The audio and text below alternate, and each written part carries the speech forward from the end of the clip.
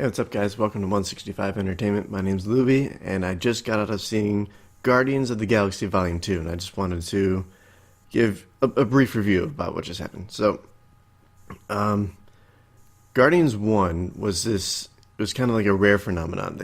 James Gunn captured this magic of this property that no one ever heard of, and it became almost like a rock opera in and of itself. It was a great action movie, but the way the music blended so well with all the stories going on, all the character development and everything. It was this perfect blend. Everything fell into place perfectly.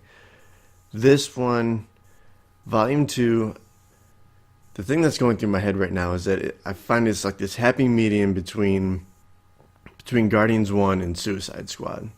So basically, this movie kind of just became almost like another Marvel cookie cutter. And it's a little bit disappointing. It's the music. Okay, let's talk about the music. The music choices, the songs were all good. It's just the way they were integrated wasn't that great. Because in Guardians 1, it was completely organic. It always served the story.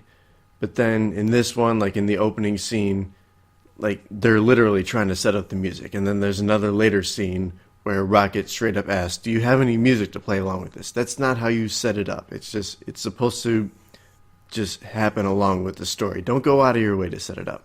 Now let's talk about the characters. Unfortunately, there's not a lot of character development, at least in terms of the big five.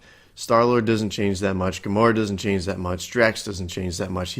Drax gets a little bit more comedy than he does in the original, but ultimately, as a character, he doesn't grow at all. Rocket gets a little bit of room to grow, but ultimately he stays the same. And then Baby Groot, so technically you could say he's different from the original Guardians, but he's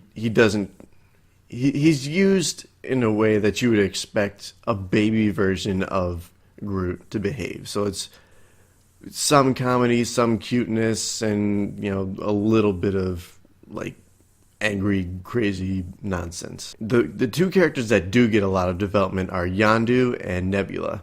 And Nebula particularly, I think this is a good sign that a lot of these superhero films are starting to get their female characters right. Because like with Batman v Superman, Wonder Woman was one of them, if not the best part of that movie.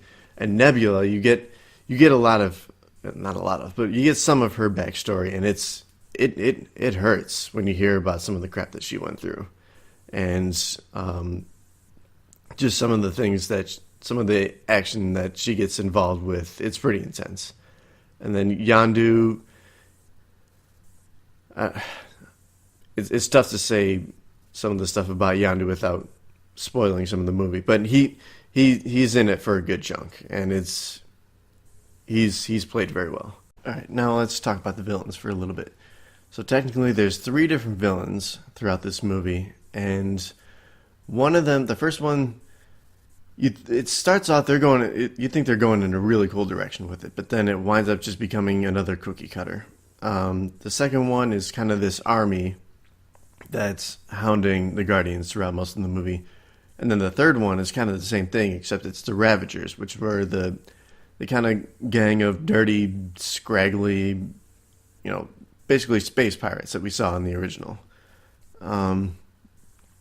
And neither one of them do too much to really push the story. So that didn't help that much. But look, all in all, I can nitpick at this movie for a while, but it's entertaining at least. There's a lot of really funny jokes throughout it. Yondu gets one of the best jokes, and you'll know it when it happens.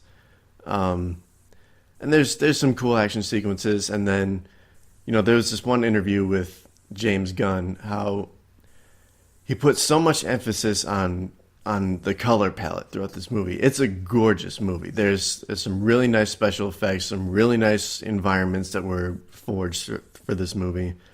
And so like I said, all in all, this movie, it's fun.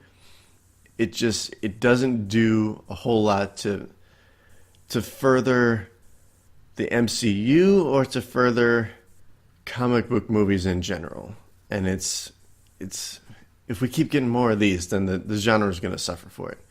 Now, what I will say is, while I did say the whole movie itself didn't push the MCU forward, there's a couple really deep cuts that happen towards the end of this movie that have me extremely intrigued, and one of them has to do with the Stan Lee cameo. Now, what I would suggest is that if you don't know what the Stan Lee cameo is kind of revolving around, definitely do some research. I don't want to spoil it, but just if you're interested in this kind of stuff, dive in. You're gonna find some really cool stuff. So if I were to give a number score to this movie out of 10, I'd probably give it like a 7.1 out of 10. Because like I said, I had a lot of fun with it.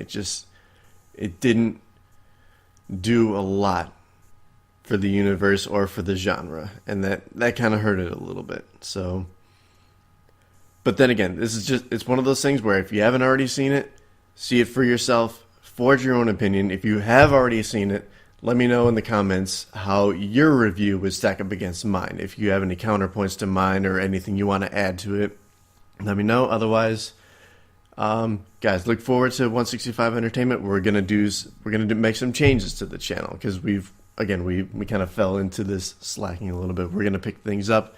Keep an eye out on the channel. Until then, keep watching more movies, keep watching our videos, keep playing games, and we'll see you around.